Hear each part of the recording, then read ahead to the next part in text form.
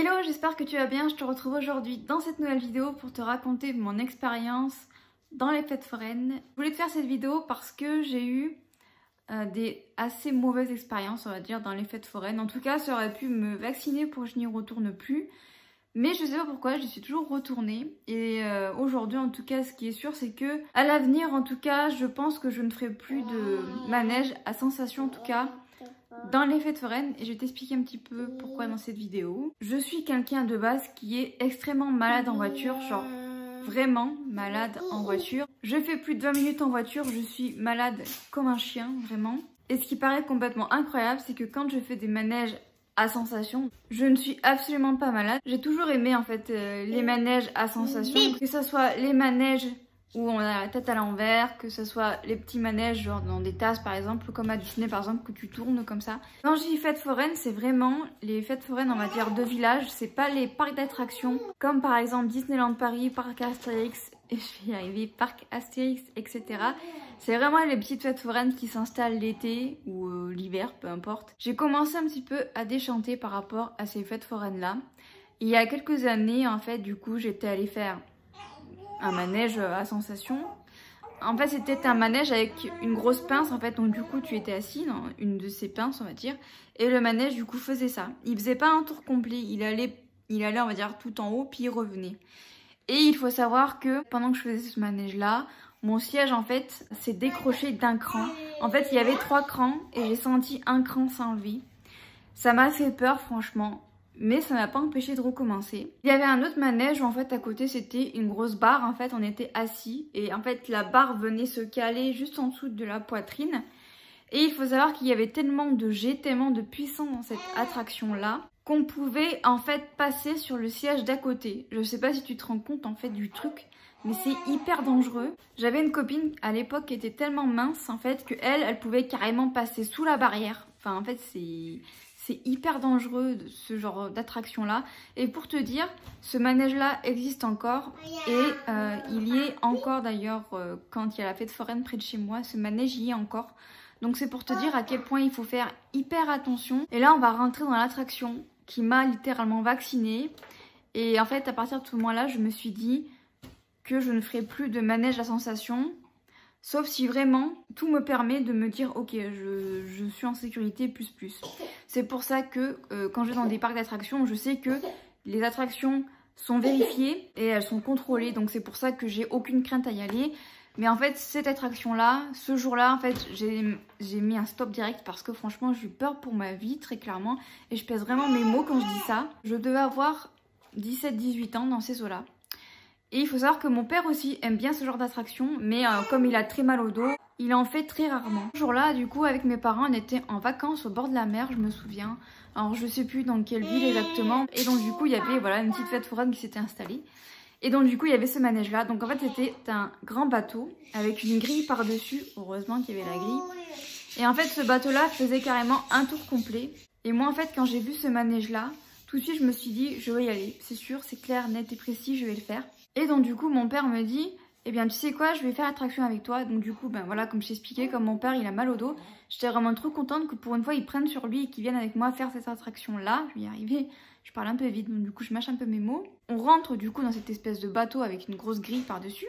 Et en fait il faut savoir que de base j'avais cette mauvaise habitude que maintenant je ne fais plus. C'est à dire que en fait si tu veux pour t'expliquer, en fait c'était comme on va dire une tige en métal avec un espèce de boudin.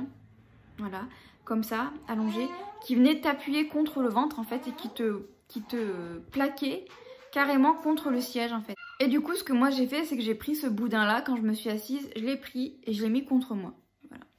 Mon père lui par contre l'a pas fait. La personne responsable du manège, elle a rien contrôlé du tout, elle a juste fermé la grille et elle a appuyé sur un bouton et le bouton en fait est venu plaquer les gens contre le siège. Et là je me suis rendu compte qu'il y avait un problème parce que moi, et bien en fait, je n'étais pas plaquée contre le siège, il y avait un écart. Quand le manège a commencé à faire ça et que je me suis rendu compte que je n'étais absolument pas tenue, là je me suis dit, je suis dans la merde. Là j'ai très vite compris qu'en fait, il y avait un problème. Et le problème en plus de ça, c'est qu'il n'y avait pas en fait de bouton d'urgence pour arrêter l'attraction dans l'attraction même.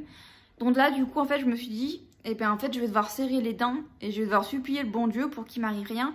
Parce que en fait, tout le long de l'attraction. Et je crois que le pire en fait c'est quand le bateau s'est arrêté en haut en fait, avant de faire le tour complet.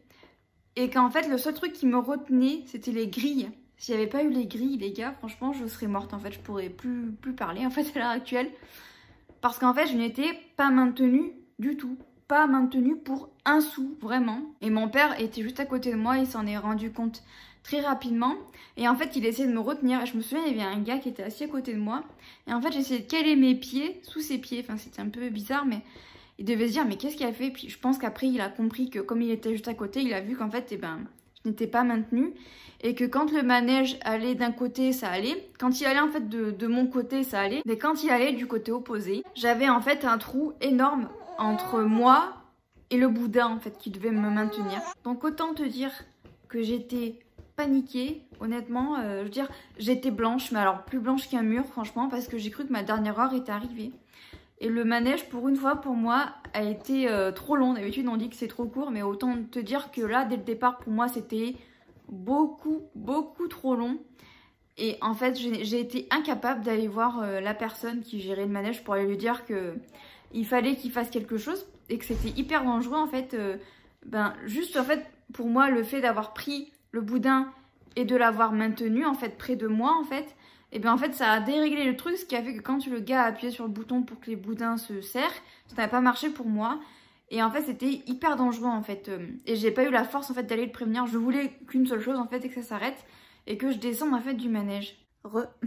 Comme tu auras pu le constater, je crois qu'il y a eu un souci au niveau de la vidéo. Il y a une partie de la vidéo qui s'est coupée, voilà. Je sais pas si c'est moi qui ai fait de mauvaise manip ou quoi. Mais du coup, je vais terminer cette vidéo du coup comme ça. Voilà, je suis désolée. Mais oui, donc du coup, ce que je voulais dire, on va dire pour clôturer la vidéo, c'est que déjà de 1, j'ai eu énormément de chance qu'il y ait cette fameuse grille au-dessus du manège en fait, qui était rattachée à l'espèce de bateau. Ce qui m'a évité de m'éclater clairement par terre. Hein. Bien que j'ai eu aussi beaucoup de chance puisque...